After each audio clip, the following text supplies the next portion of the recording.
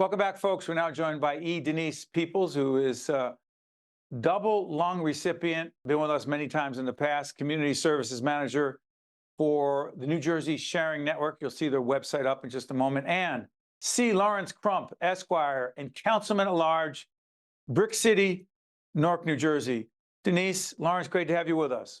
Thank you for having us.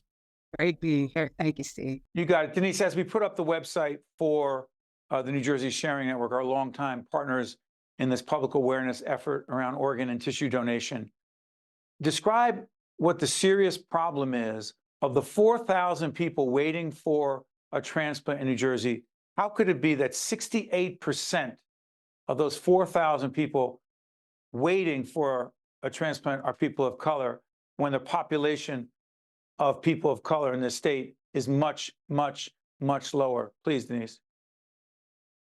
First of all, Steve, thank you again for having us and for always being such a great advocate for the New Jersey Sharing Network. We can really always count on you to bring informative information to your wide and broad viewing audience. So thank you.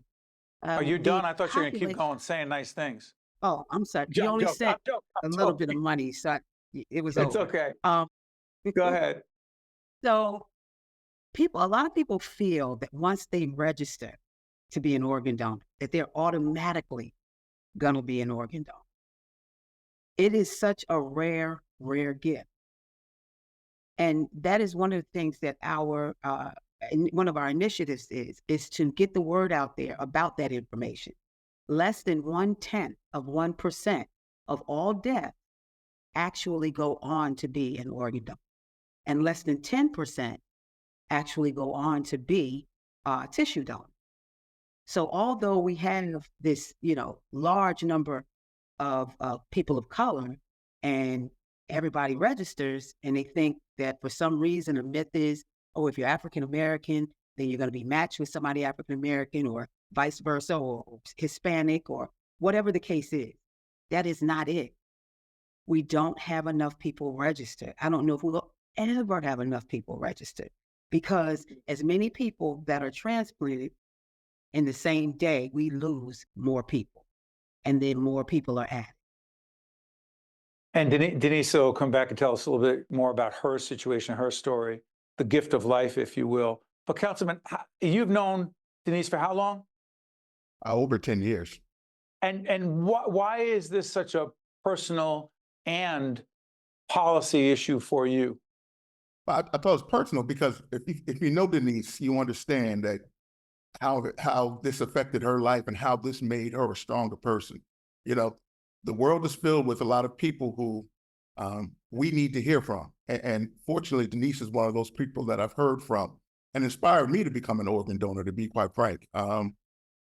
It's just critical, as growing up, you hear the myths, that, particularly in the African-American community, that, if you donate, if you're an organ donor, you may not be able to have an open casket, just wild myths like that. If you were injured or in an accident, they'll do less to save your life if you're an organ donor. Not true. And that's absolutely false. And I think it's important that me just knowing Denise as a person and then just being involved and knowing what's going on with organ donations, that I can, from my office, shout as far as I can to make sure people are aware of what's going on and then become organ donors. Absolutely. Denise, help us on this. There are two initiatives. One is Say Yes, Save Lives, and the other one is Live Healthy and Move. How are they connected to? Which is it? Help us understand that. So Yes, Save Lives is our global New Jersey Sharing Network cry, and just everything about us for this year. We have a brand new CEO, and we just have so many great things going on. Carolyn Welch, yes, right. And she is getting ready to celebrate her anniversary with the Sharing Network, and we are very excited to have her and the energy that she brings. And with Live Healthy and Move, that is not so much an initiative as it is an event. So this event happened because we were sitting down talking, and unfortunately, when a lot of people see the Sharing Network for the very first time, it's at the worst times of their lives. They're in an ICU, a PICU, a CCU. Their loved one if it's an adult, they just left home this morning. This afternoon, they're getting a call to rush to the hospital. Something's happened. And they see their loved one in this condition and just their minds are blown.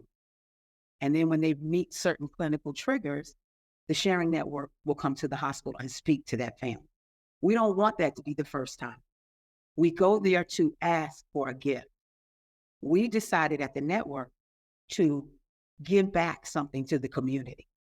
Things like healthy living, blood pressure screenings, all these type of things to hopefully keep people well enough so they'll never need a transplant. Or if they want to be a living donor, they can, if they're healthy enough to do that. So we really give back with our hospital partners, our community partners. So many people come, our funeral home directors will come and talk about pre-planning because it's just so many things that people don't know. And that's what Live Healthy and Move is. It's just to give people information. And Councilman, I said this before we got on the air. I don't take this off my sharing network. Donate the gift of life, and you have two. Why do you have two, Denise? Real quick, why do you have two? Show folks. So that if I see someone, I can start a conversation and give them one. Along those lines, Councilman, let me ask you, how much of this, and P.S., let me disclose, the sharing network is an underwriter of our programming around to create greater public awareness around organ and tissue donation. Councilman, what do you see the role of government officials like yourself in helping to create, quote, greater public awareness around what's real and what's factual about organ and tissue donation, especially in Black and brown communities, please? So I can say as a councilman, what my goal is to promote it as much as possible about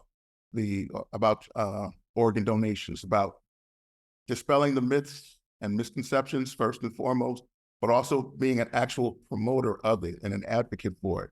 For instance, legislation on my end is not going to make a change around the state, but what I do is promote National Minority Organ Donation Month, or other months where organ donation is an important issue or listed, and we continue to do that. When I go to meetings, discuss it. I did an article in the New Jersey Sharing Network magazine. I saw it. And just being an organ donor myself, my hope is to make sure that people understand if I'm able to do it and I'm willing to do it, there really isn't an issue, and that everybody could do it. And go on the website of the Sharing Network if you want to find out more about how you can sign up to be an organ or tissue donor. Do that. Denise, I have about a minute left. The gift of life, how and when did it come to you? Came to me October 2nd, 2006. I was diagnosed with idiopathic pulmonary fibrosis in 2000 and dealt with that disease, which is just amazing. And it is a journey I don't want to forget, and I'll never forget. And it brought me to this place. It brought me to doing what I'm doing now, just being able to share that story, because people want to see. They want to, touch. Oh my gosh, you don't look like you got a transplant. You're joking. Double lung transplant. Double lungs, yes. And yep. You look, sound, and are stronger than ever. Hey, looking forward to seeing you for the Jackie Tricarico, my colleague, and I are going to be there for the 5K coming up in New Providence, right? You're going to be there? I will be there singing the national anthem. Yes, I will. Are you running, Steve? Right, no, we stop. I'm just walking at this point, okay? I'm lucky I'm walking. Don't do that to me, Denise. Councilman, thank you. Thank you. I can't thank you enough, Councilman. Denise, it's great seeing you as always. I'll see you for the 5K. Don't make me look bad. That's right. We'll stay. New Jersey Sharing Network, organ and tissue donation. See you after this. Be right back. State of Affairs with Steve Adubato is a production of the Caucus Educational Corporation, celebrating 30 years in public broadcasting. Funding has been provided by the Russell Berry Foundation, IBEW Local 102, the Healthcare Foundation of New Jersey, PSEG Foundation, RWJ Barnabas Health, Let's Be Healthy Together, PNC Foundation, New Jersey Institute of Technology, Newark Board of Education, and by the Fidelco Group. Promotional support provided by New Jersey Monthly and by NJ.com.